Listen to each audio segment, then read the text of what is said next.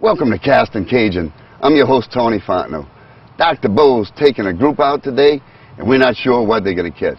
So get ready for an exciting half hour with Castin Cajun.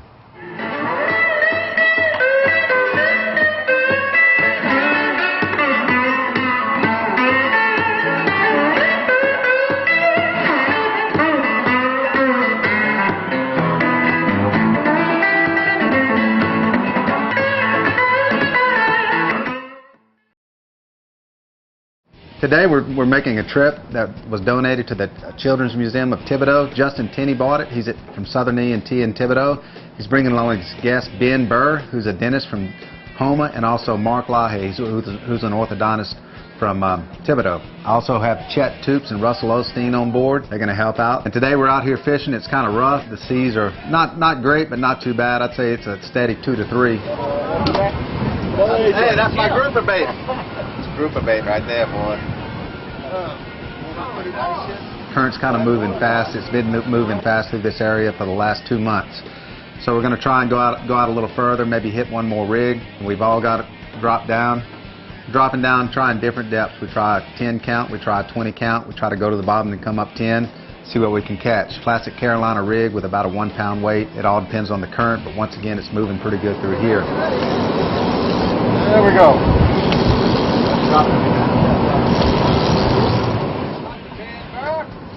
He's really catching them, showing his skill.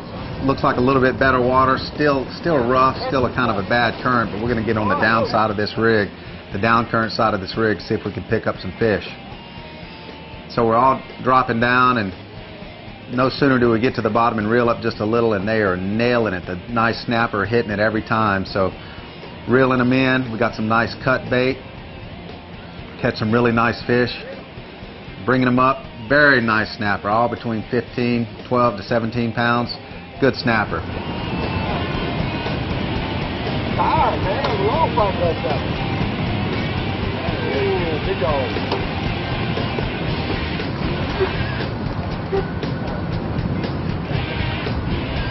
Woo! Oh man, beautiful. Wrong one. Thank you, man. All right, man. We're going to use 24-ounce weights, so approximately 2 pound weights when we're fishing in that strong of a current. Because if you drop down with less than that, it's going to be drifting away from the rig or into the rig, either one. So that's the main way we adjust our game. Also, getting positioned in the correct way. If you're trying to fish up current and it's pulling you in the rig too hard, you got a kind of a dangerous situation where it can pull your boat into the rig.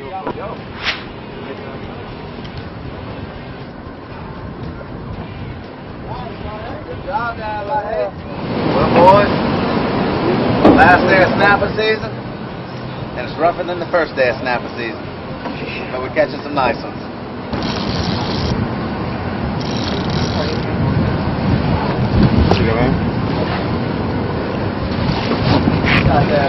Get him, boy. Go, boy. Try the box. I stay with the same reels, and I probably use heavier reels than most people use for snapper, because most of my reels we can substitute over for grouper or snapper, either one. Usually heavier for grouper, and only reason I go with light reels is if we're going mangrove snapper fishing or cobia fishing. A lot of times I'll use live bait when we start out because we caught it the night before. Once we catch a few fish that we can cut up, we'll use those fish, hardtails or different fish like that.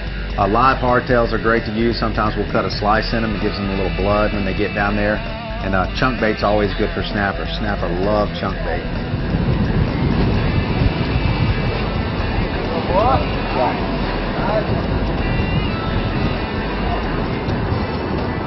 There we go. Strong work, man. Like somewhere around 12 somewhere. So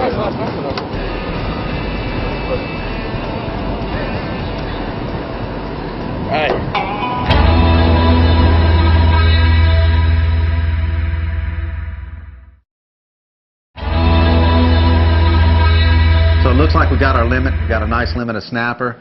We're going to head over to another rig a little bit closer. Once again, we're kind of fishing the shelf area, probably 300, 400 feet of water. We're going to see if we can catch a big grouper. I hooked one here a couple of weekends ago.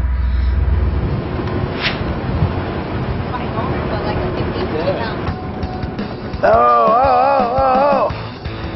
I got a big one, guys.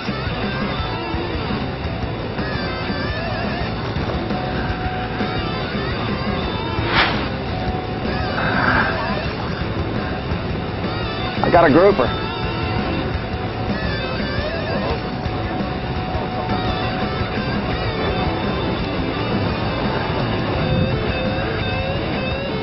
Rudy, might better pull off the rig a little on this one. Just ease off the rig. Cut the motors away from the rig and ease off. Yes, sir.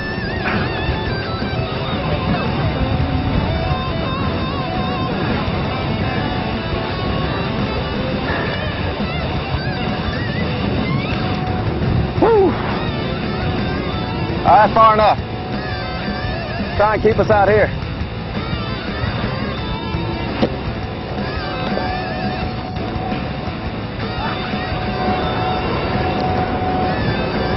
He's big, Rudy.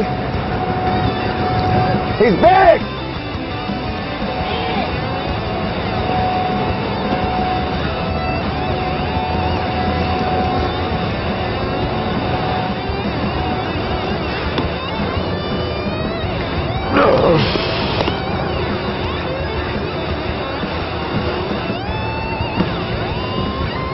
Woo! Ah, yeah.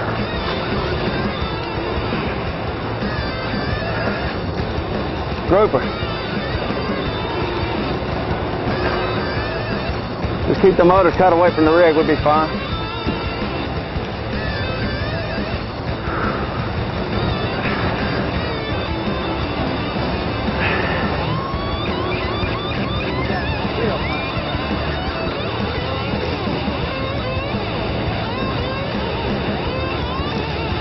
Floating up, guys. It's a big grouper. Oh, yeah, baby! Float up!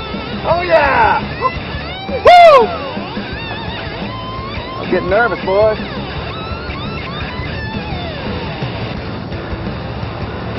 Whew. That's a fight.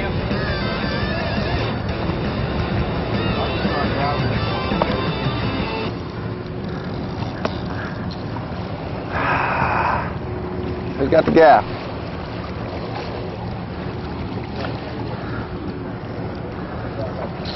Swim bladder definitely inflated.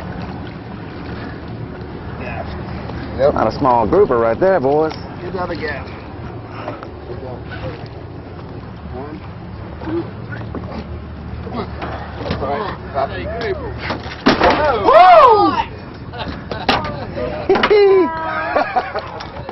That's a big boy. Woo! All right, babe. All right. Good job there, Pop. Awesome job. Little Nick. What about that, boy? Woo! We can get that one in with one. Oh, I told you, dude. Good luck by yourself. What kind of group is it? It's a Warsaw grouper. One per boat. How big you think that one is, bro? He ain't small, man. He's 75. Whoa! Woo! Right. Big boy. Woo! One more time, y'all. Big boat. All right. Big Go. man. I want a picture with it. Can you do that again? Yeah.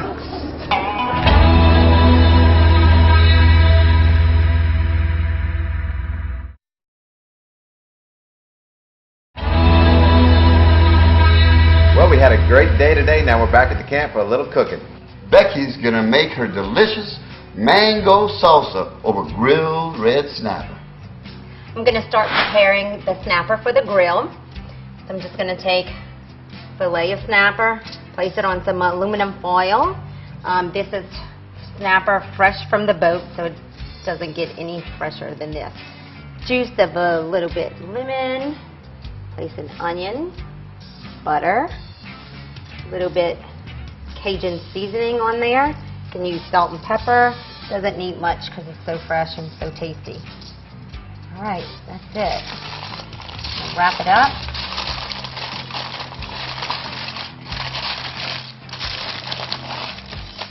it's ready for the grill. Okay, so I sauteed the bell pepper and onion, a little bit butter.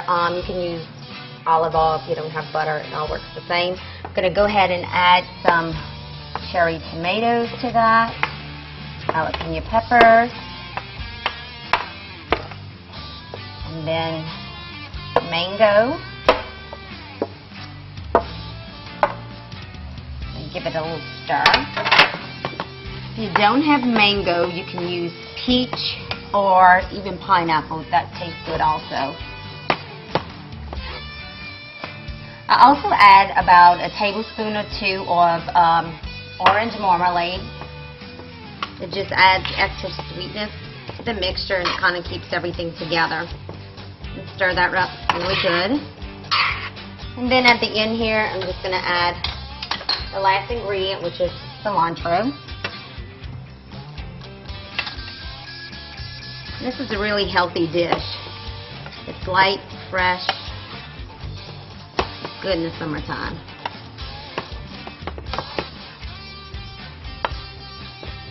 Okay, we're just going to let the flavors come together for a few more minutes and set it aside and get ready for the grilled fish.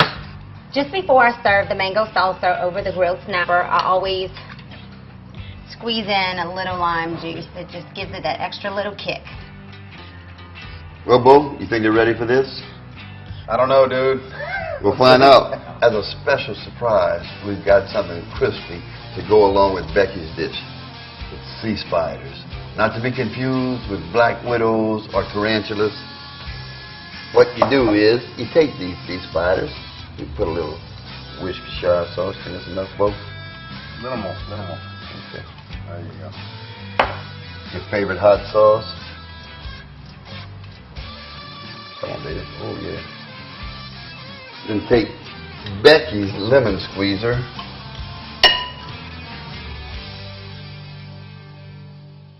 You mix it up. And don't go away till we're finished, because we'll show you where these sea spiders live, where they can be found. Mix them up in a little fish fry. We've got really fine cornmeal here.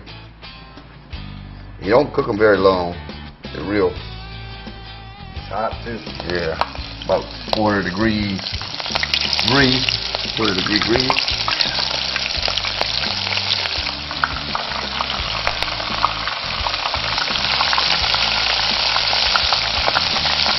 They only take a minute and a half, 2 minutes at the most to cook, so watch them closely.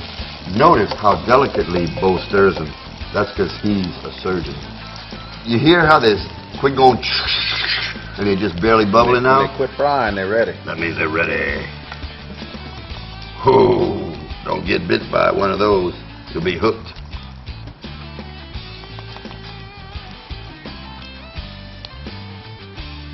I don't season it ahead of time. I like to season it right when it comes out of the grease. That way you can put just the right amount on each and every piece of whatever you're frying.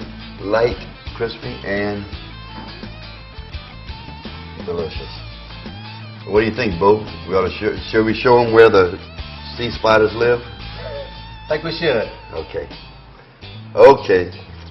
I know this looks like an ordinary shrimp. What you do is you buy large shrimp, or jumbo. You remove the head and the eyes, and there you have it. That's your sea spider. All it is the legs and the meat and the head. You talk about tender, delicious, and you could eat a ton of them. They're not filling at all. So when you get those extra large shrimp and you pay that premium price, don't throw away the heads, right, Bo? That's right, Tony. Try one of these sea spiders and tell me what you think. In fact, let me dump some more in there with it. So say bon, eh? Right on the money, dude.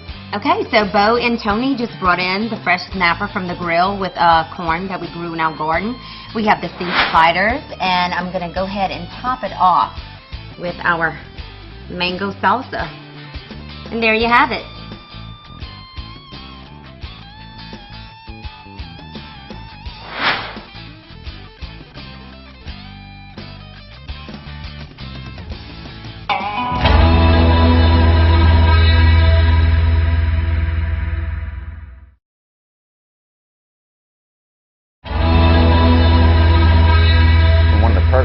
snapper season is always Becky's fresh snapper ceviche. Now we're going to go ahead and show you how we make it.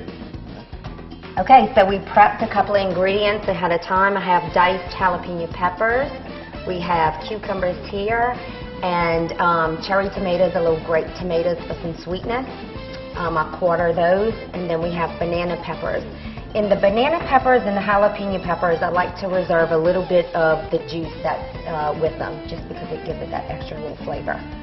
While I was doing that, I had Bo cut up little bitty pieces of snapper, about like that size. And then also we have some chopped cilantro here that's going to go in. And then the juice of a few limes. I'll let Bo do that. Thank you. And the lime is actually what's going to cook the fish. It'll kind of turn a little bit white in color. So now we can go ahead and add all the other ingredients. We'll go ahead with the jalapeno peppers. I'm not going to use all of that. Cucumber. You can put anything you want in here. Onions, I just didn't have that in my refrigerator at this time. Bell pepper if you'd like.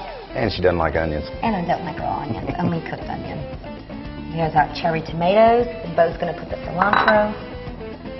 All right, mix it up. All right.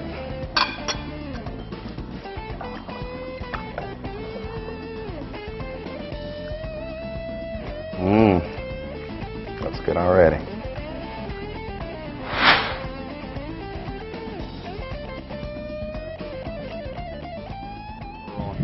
Well, here we are back in Grand Isle at Bo and Becky's camp. We had a great time fishing today. Nice way to end the snapper season. I want to thank my guests, Ben Burr, Justin Tenney, and also my other guest. We showed you how to prepare 2 delicious Cajun dishes. As always, I want to give a special thanks to our military, both our active troops and our veterans. So until next time, Keep on casting. The other day I took my little 4-year-old granddaughter to visit my mother, who's in her 80s. They're sitting on the couch having a good time, holding hands. My granddaughter's looking down at their hands, and then she looks at my mother in the face and says, "Mama, did God make you?" My mother said, "Yes, Victoria, God did make me." I said, "Well, Mama, did God make me too?"